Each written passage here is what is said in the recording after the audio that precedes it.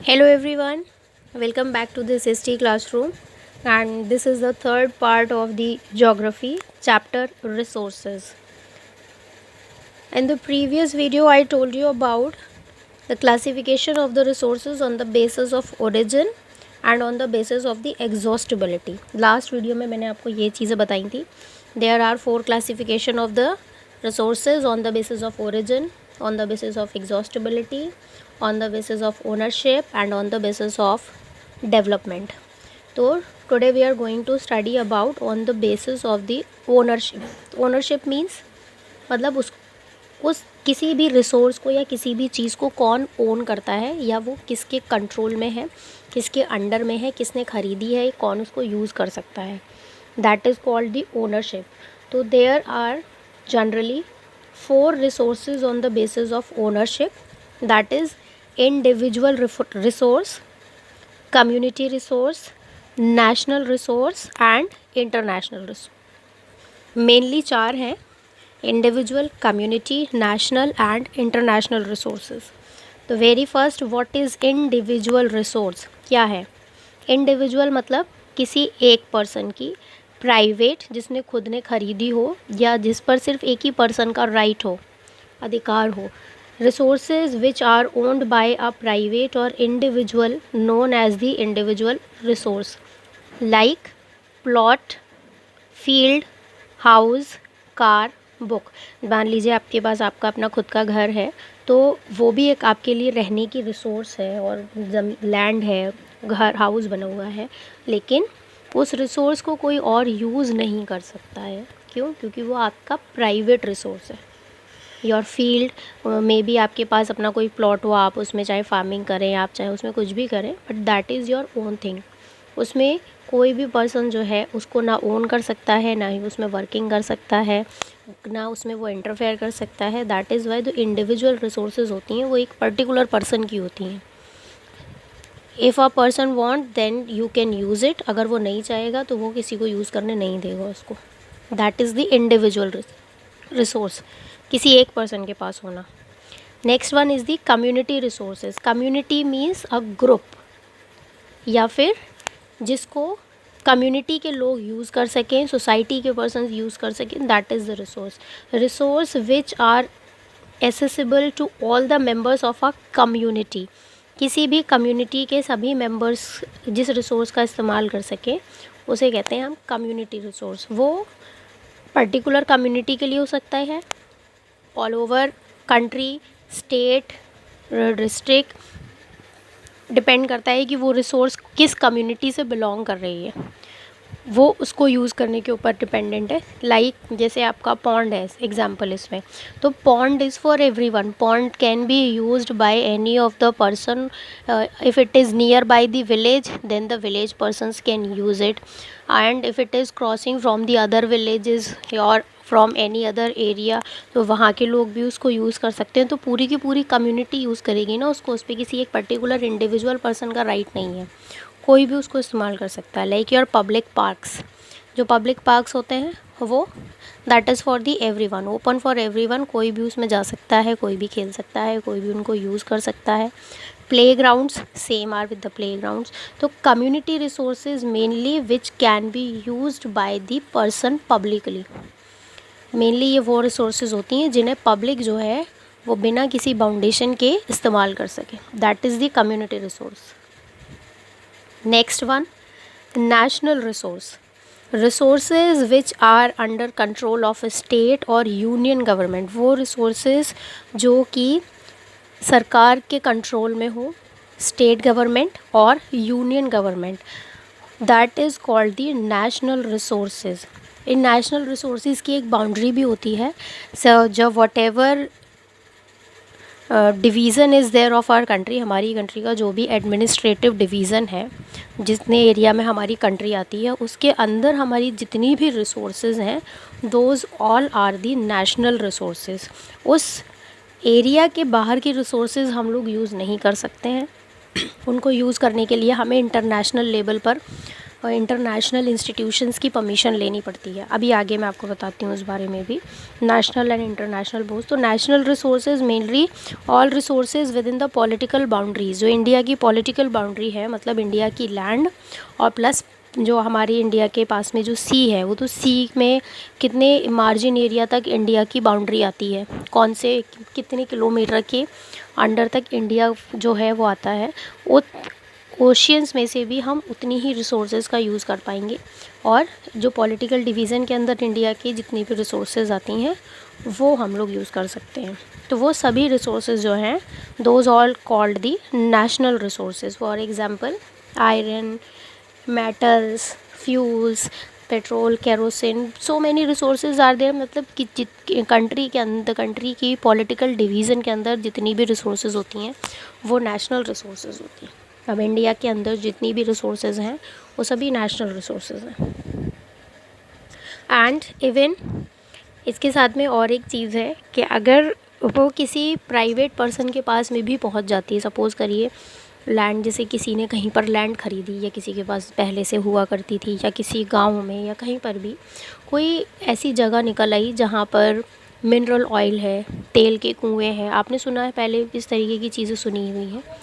तो अगर किसी का इस तरीके से निकल आता है तो उस पर फिर किसका राइट होगा? तो अगर वो प्राइवेटली, मान लीजिए किसी की फील्ड में निकल आया, किसी के खेत में निकल आया, तो गवर्नमेंट जो है उसको अपने कंट्रोल में ले लेती है, क्योंकि वो जो है उस पर जो है किसी प्राइवेट पर्सन का कोई राइट नहीं है, उस पर गवर्नमेंट का ही राइट होता है। गवर्नमेंट उसको अपने कंट्रोल में ले लेती है और फिर उसके बाद उसको ऑल ओवर कंट्री में जिस भी तरीके से डिवाइड करना होता है या लोगों तक पहुंचाना होता है, वो वर्किंग गवर्नमेंट करती है कि how it has to be distributed in the country so that everyone can use it. अब आप सपोज़ करिए, अगर मान लीजिए कि प्राइवेटली किसी के पास में, अगर किसी के लैंड में, फील्ड में तेल का कुआं निकला है, आपके फील्ड में निकला है, आप किसी को देना पसंद करेंगे? नहीं करेंगे। करेंगे भी तो आप क्या सोचेंगे, मैं इसको अपने ओन, अपनी खुद की कमाई के लिए इसका इस्तेमाल करूं, क्योंकि वो एक बहुत ही इम्पॉर्टेंट और बहुत ही ज़्यादा महंगी चीज़ है। आप उसको महंगे रेट्स में बेचना चाहेंगे, आप चाहे सोचेंगे कि मैं उसका बिज़नेस कर लूँ, लेकिन गवर्नमेंट जो है इस चीज़ की परमिशन हमें नहीं देती है, क्योंकि इस तरीके की रिसोर्सेज का यूज़ करने की जो पावर है वो सिर्फ गवर्नमेंट के पास होती है।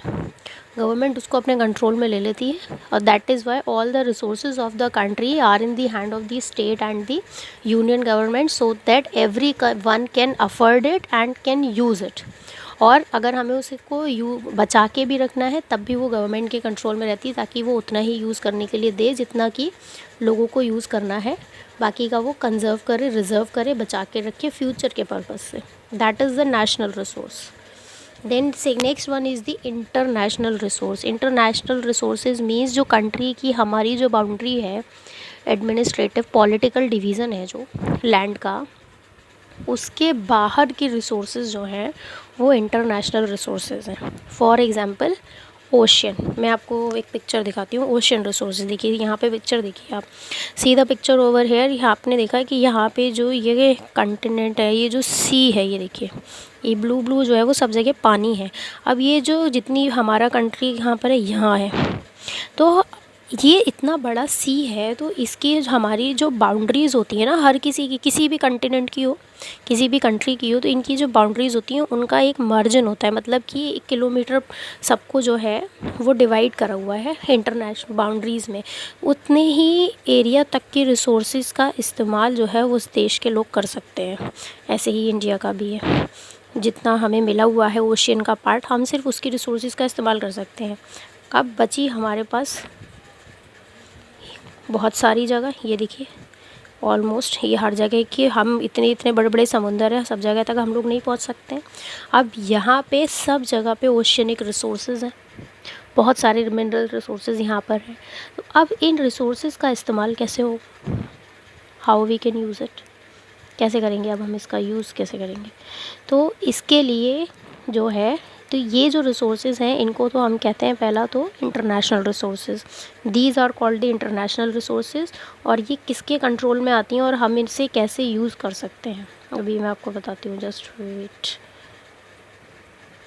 कैसे, how we can use them. देखिए, these comes in the control of the international resource panel. इसके लिए एक अलग से पूरा इंटरनेशनल इंस्टीट्यूट बनाया गया है जो कि इंटरनेशनल लेवल की रिसोर्सेज को कंट्रोल में रखता है, उसको उस पर चेक रखता है। और जब किसी कंट्री को रिक्वायरमेंट होती है, ज़रूरत होती है, तब ये इंटरनेशनल पैनल जो है वो किसी कंट्री को उस रिसोर्स को यूज़ करने की परमिशन देता है, और वो क्वांटिटी वाइज भी कि कितनी यूज़ करेंगे, अगर हमें उन एरियाज़ में से करनी है जो इंटरनेशनल लेवल पर है, जो हमारी कंट्री के पॉलिटिकल डिवीज़न के बाहर है। अगर किसी दूसरी कंट्री में है हमें, तो हम क्या करेंगे, हम उस कंट्री की गवर्नमेंट से कांटेक्ट करेंगे, तो आप आपस में इंपोर्ट एक्सपोर्ट कर सकते हो। लेकिन बहुत सारी ऐसी जगह हैं जो किसी भी कंट्री की बाउंड्री में नहीं आती हैं, लेकिन रिसोर्सेज वहाँ पर भी हैं। वो इंटरनेशनल रिसोर्सेज हैं, और उनका इस्तेमाल हम कैसे कर सकते हैं, उसके लिए पूरा बाकायदा एक इंटरनेशनल रिसोर्स का पैनल बना हुआ है जो इस पर रिसर्च करता है, जो उस पर चेकिंग करता है कि वहाँ पे किस तरीके की रिसोर्सेज हैं, उनको कैसे निकाला जा सकता है। और अगर कभी किसी कंट्री को रिक्वायरमेंट होती है तो यही पैनल जो है परमिशन देता है वहाँ से रिसोर्सेज को डिग आउट करने की। इवन अभी तो इंटरनेशनल लेवल पे so many places are there जहाँ से अभी तक हम लोग रिसोर्सेज को निकालने की टेक्नोलॉजी ही नहीं जानते, मतलब not only in India, in all over the world. जैसे आपका एंटार्क्टिका है, ऐसी जगह है, एंटार्क्टिका में बहुत सारी रिसोर्सेज पाई जाती हैं, ऐसा रिसर्च में देखा गया है। लेकिन because there is no such technology जिससे कि बर्फ़ के अंदर से रिसोर्सेज को निकाला जा सके। पानी के अंदर से रिसोर्सेज निकालने की टेक्नोलॉजी वर्ल्ड में है, लेकिन बर्फ़ को तोड़ के उसके अंदर से रिसोर्सेज को निकाल पाना, इसकी टेक्नोलॉजी अभी तक वर्ल्ड में किसी के भी पास नहीं है। तो ओनरशिप के बेसिस पर generally there are the 4 resources हैं: individual, community, national and international। and some more information about the international resource panel कि ये क्या है, कैसे बना है, कब बना, कहाँ बना। तो its office is in Paris, France. इसका हेडक्वार्टर जो है वो फ्रांस में है। It was founded in 2007। ये 2007 में ये इंस्टीट्यूशन बनाया गया था। And it was established by the United Nations environment, मतलब जो यूनाइटेड नेशंस हैं जितने भी सारे, उन लोगों ने मिलकर इस एक न्यू इंस्टीट्यूशन को डेवलप किया, जिससे कि वर्ल्ड में इन रिसोर्सेज के ऊपर रिसर्च की जा सके, उनका यूज़ किया जा सके, कंजर्व भी किया जा सके। फ्यूचर के पर्पस से इन चीज़ों पर रिसर्च की जाती है। देयर आर टोटल 41 मेंबर्स इस पैनल में। टोटल 41 मेंबर्स हैं, जो इन जिसमें कि साइंटिस्ट हैं, इकोनॉमिस्ट हैं, बड़े बड़े रिसर्च करने वाले पर्सनस हैं जो इन चीज़ों पर लुक आफ्टर करते हैं।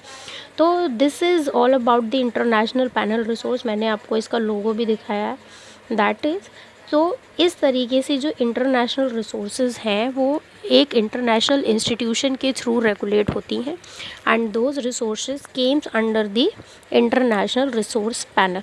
Then national resource, it's comes in under the political boundary of a country. उसके अंदर की जितनी भी रिसोर्सेज हैं वो वहाँ की कंट्री की रिसोर्सेज होती हैं जिनको वो अपने तरीके से यूज़ कर सकते हैं। Then community resource which can be use by the public person, जो कि कम्युनिटी, लोग, सोसाइटी जो है जिसका इस्तेमाल कर सके, वो कम्युनिटी रिसोर्सेज होती हैं। एंड इंडिविजुअल मीन्स जो किसी इंडिविजुअल पर्टिकुलर पर्सन के पास हो, that is the individual resource. And so all the 4 types of resources I have explained you over here, I hope that it is all clear to you. And if you feel any kind of problem over here, then definitely leave the message in the comment box. I will be clarify your queries also. So thank you so much everyone. To be continued in the next video. Some of the things are remaining. Even this chapter is too lengthy, so it will take more time to understand, but it's not difficult, huh? So we will meet again soon. Thank you so much.